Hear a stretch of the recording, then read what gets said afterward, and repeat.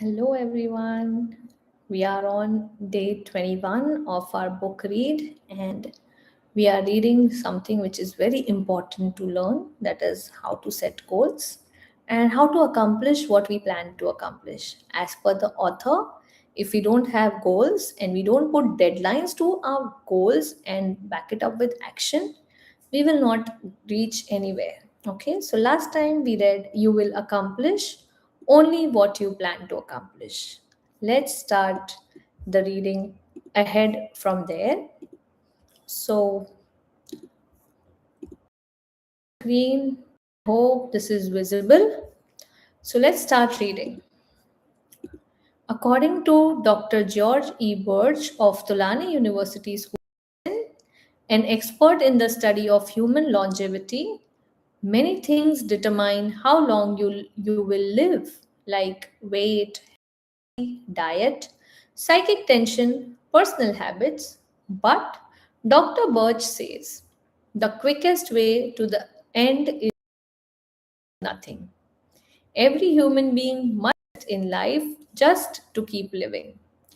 Each of us has a choice. Retirement can be the beginning or the end. The but eat, sleep, and rock attitude is the poison yourself fast form of retirement.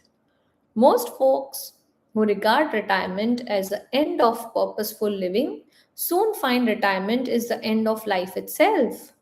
With nothing to live for, no goal will waste away fast. The other extreme, the sensible way to retire is the I am going to pitch right in the. One of my finest friends, Lew Gordon, has chosen this way to retire.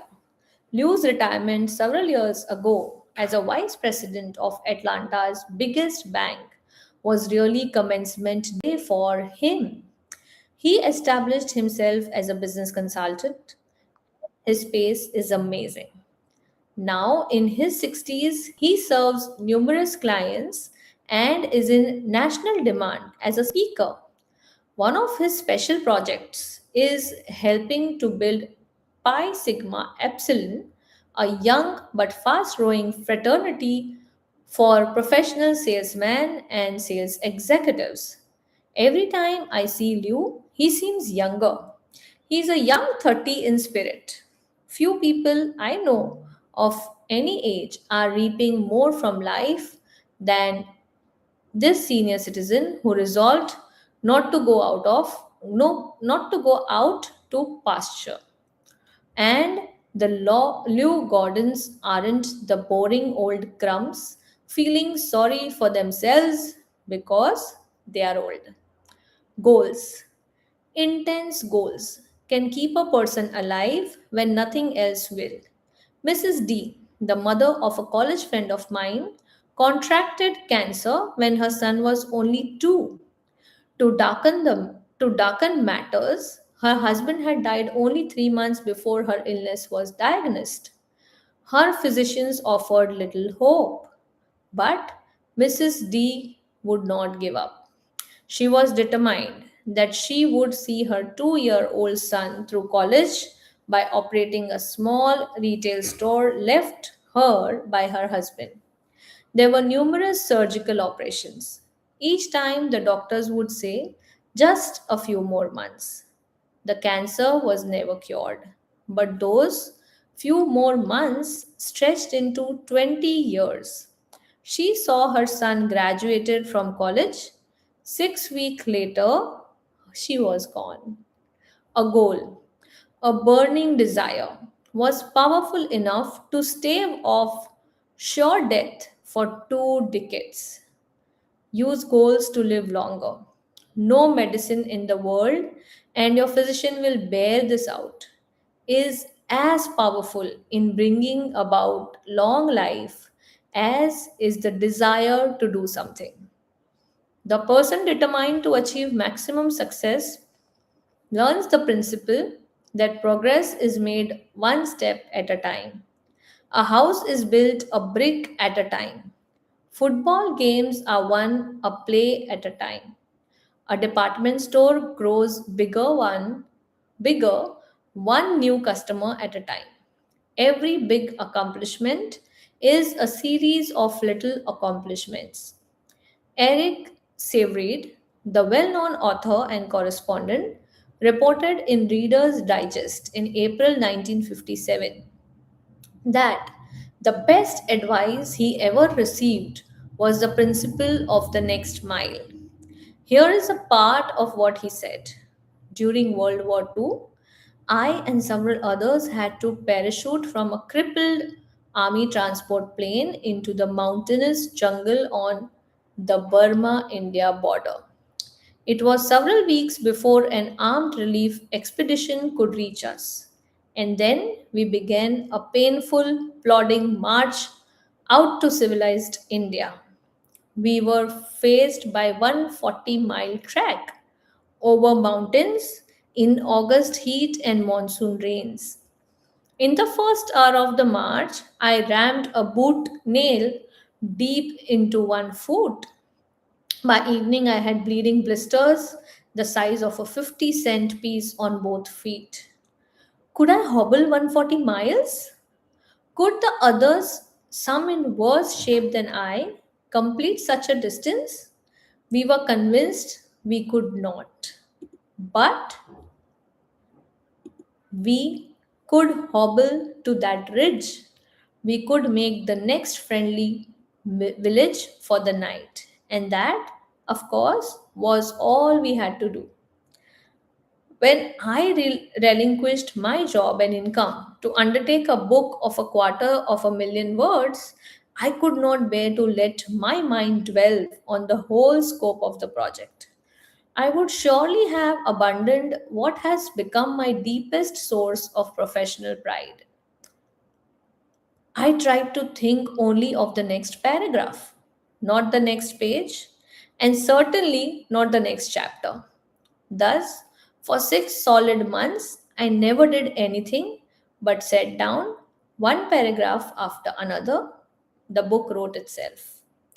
Years ago, I took on a daily writing and broadcasting chore that has totaled now more than 2,000 scripts. Had I been asked at the time to sign a contract to write 2,000 scripts, I would have refused in despair at the enormousness of such an undertaking. But I was only asked to write one, the next one, and that is all I have ever done. The principle of the next mile works for Eric Severid, and it will work for you. The step by step method is the only intelligent way to attain any objective. The best formula I have heard for quitting smoking. The one that has worked for more of my friends than any other. I call the hour by hour method. Instead of trying to reach the ultimate goal, freedom from the habit, just by resolving never to smoke again, the person resolves not to smoke for another hour. When the hour is up, the smoker simply renews his resolution not to smoke for another hour. Later, as desire diminishes, the period is extended to 2 hours, later to a day. Eventually, the goal is won. The person who wants freedom from the habit all at once fails because the psychological pain is more than he can stand. An hour is easy, forever is difficult. Winning any objective requires a step by step method. To the junior executive, each assignment, however insignificant it may appear, should be reviewed as an opportunity to take one step forward. A salesman qualifies for management responsibilities one sale at a time. To the minister, each sermon, to the professor, each lecture, to the scientist, each experiment, to the business executive, each conference is an opportunity to take one step forward toward the large goal. Sometimes it appears that someone achieves success all at once. But if you check the past histories of people who seem to arrive at the top suddenly, you will discover a lot of solid groundwork was previously laid. And those successful people who lose fame as fast as they found it simply were phonies who had not built a solid foundation. Just as a beautiful building is created from pieces of stone, each of which in itself appears insignificant, in like manner the successful life is constructed. Do this. Start marching toward your ultimate goal by making the next task you perform, regardless of how unimportant it may seem, a step in the right direction. Commit this question to memory and use it to evaluate everything you do. Will this help take me where I want to go? If the answer is no, back off. If yes, press ahead. It's clear. We do not make one big jump to success. We get there one step at a time. An excellent plan is to set monthly quotas for accomplishment. Examine yourself, decide what specific things you should do to make yourself more effective. Use the form below as a guide. Under each of the major headings, make notes of the things you will do in the next 30 days. Then, when the 30-day period is up, check your progress and build a new 30-day goal. Always keep working on the little things to get you in shape for the big things. So, we need to do this 30-day improvement guide today after we end the call. Please take a note of this. You will write between now and 30 days, or you can write a date. I will A. Break these habits. These are few suggestions. Putting off things, negative language, watching TV more than 60 minutes per day, or in our generation, mobile, or gossip. B. Acquire these habits. These are suggestions. A rigid morning examination of my appearance. Plan each day's work the night before. Compliment people at every possible opportunity. C. Increase my value to my employer in these ways. These are the suggestions. Do a better job of developing my subordinates. Learn more about my company, what it does, and the customer it serves. Make three specific suggestions to help my company become more efficient. D. Increase my value to my home in these ways. These are some suggestions. Show more appreciation for the little things my wife does that I have been taking for granted.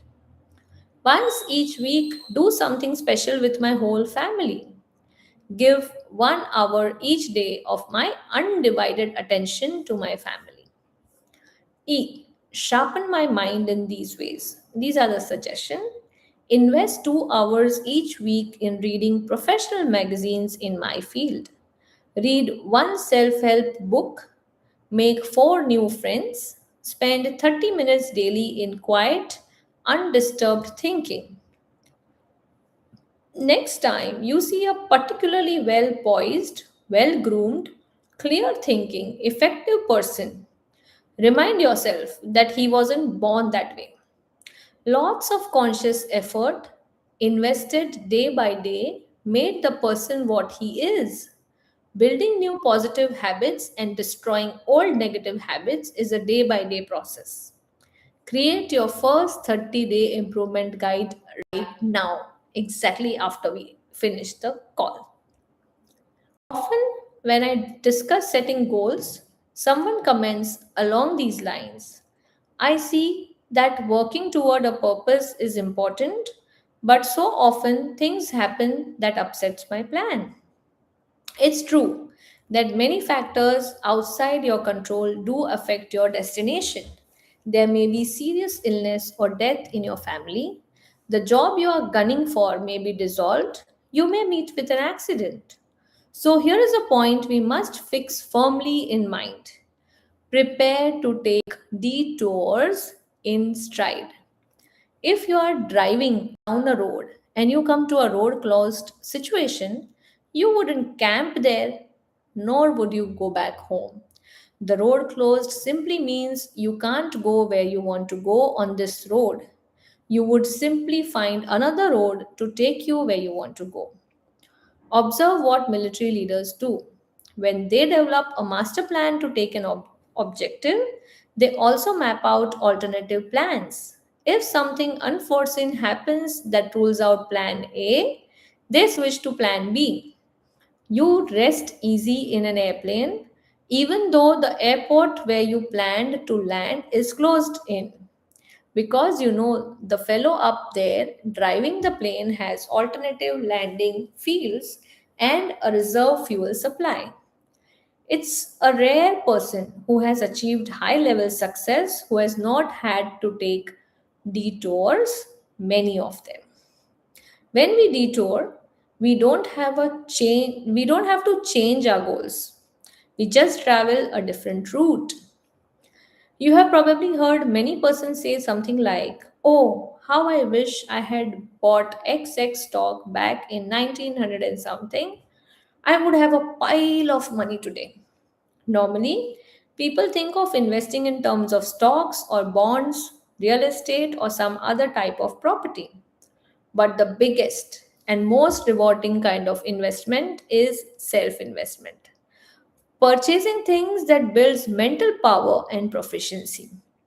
The progressive business knows that how strong it will be 5 years from now depends not on what it does 5 years in the future, but rather on what it does invest this year. Profit comes from only one source: investments. There's a lesson for each one of us. To profit, to get the extra reward above a normal income in the years ahead, we must invest in ourselves. We must invest to achieve our goals. Here are two sound self investment that will pay handsome profits in the years ahead. First, invest in education. True education is the soundest investment you can make in yourself. But let's be sure we understand what education really is. Some folks measure education by the number of years spent in school or the number of diplomas, certificates, and degrees earned. But this quantitative approach to education doesn't necessarily produce a successful person. Ralph J. Cordner, chairman of General Electric, expressed the attitude of top business management toward education this way. Two of our most outstanding presidents, Mr. Wilson and Mr. Coffin, had never had an opportunity to attend college. Although some of our present officers have doctor's degree, 12 out of 41 have no college degrees. We are interested in competency, not diplomas. A diploma or degree may help you get a job, but it will not guarantee your progress on the job. Business is interested in competencies, not diplomas. To others, education means the quantity of information a person has stashed away in his brain. But the soak up facts method of education won't get you where you want to go. More and more, we depend on books, files, and machines to warehouse information. If we can do only what a machine can do, we are in a real fix. Real education, the kind of worth investing in, is that which develops and cultivates your mind. How well educated a person is measured by how well his mind is developed. In brief, by how well he thinks. Anything that improves thinking ability is education. And you can obtain education in many ways. But the most efficient sources of education for most people are nearby colleges and university. Education is their business. If you haven't been to college lately, you are in for some wonderful surprises. You will be pleased at the wide course offerings available. You will be even more pleased to discover who goes to school after work. Not the phonies, but rather really promising persons, many of whom already hold very responsible positions. In one evening, Class of 25 persons I conducted recently. There were an owner of a retail chain of 12 stores, two buyers of a national food chain, four graduate engineers, an Air Force colonel, and several others of similar status. Many people earn degrees in evening programs these days, but the degree, which in the final analysis is only a piece of paper, is not their primary motivation. They are going to school to build their minds, which is a sure way to invest in a better future. And make no mistake about this, education is a real bargain. A moderate investment will keep you in school one night each week for a full year. Compute the cost as a percentage of your gross income and then ask yourself, isn't my future worth this small investment? Why not make an investment decision right now? Call it school. One night a week for a life. It will keep you progressive, young, alert. It will keep you abreast of your areas of interest. And it will surround you with other people who also are going places. Second, invest in idea starters. Education helps you mold your mind, stretch it, train it to meet new situations and solve problems. Idea starters serve a related purpose. They feed your mind, give you constructive material to think about. Where are the best sources of idea starters? There are many. But to get a steady supply of high quality idea material, why not do this? Resolve to purchase at least one stimulating book each month and subscribe to two magazines or journals that stress ideas. For only a minor sum and a minimum of time, you can be tuned in to some of the best thinkers available anywhere. At a luncheon one day, I overheard the fellow say, "But it costs too much. I can't afford to take the Wall Street Journal." His companion, obviously a much more success minded person, replied, "Well, I have found that I can't afford not to take it." Again, take your cue from the successful people. Invest in yourself. Let's take action. Now, in a quick recap, put these success building principles to work. First, get a clear fix on where you want to go. Create an image of yourself 10 years from now. Second, write out your 10-year plan. Your life is too important to be left to chance. Put down on paper what you want to accomplish in your work, your home, and your social departments. Third, surrender yourself to your desires. Set goals to get more energy. Set goals to get things done. Set goals and discover the real enjoyment of living. Fourth, let your major goal be your automatic pilot. When you let your goal absorb you, you will find yourself making the right decisions to reach your goal. Fifth, achieve your goal one step at a time. Regard each task you perform, regardless of how small it may seem, as a step toward your goal. Build 30-day goals, day by day effort pays off. Seventh, take detours in stride. A detour simply means another route. It should never mean surrendering the goal. Eighth, invest in yourself. Purchase those things that build mental power and efficiency. Invest in education. Invest in idea starters. All right. So we are done with this reading, and I'm so excited that we are almost at the end of the book, right? And today our goal is to write a 30 days plan in each segment that we discussed. If you want to revisit the video, you can. But at the end of the day, I want you to share with me what is it that you have come out with. Even if you don't want to share the exact plan, you can just write that I have done it, so that I understand that whatever we are learning is being implemented, because we all know Implementation is the key, otherwise, we will not reach anywhere. Right?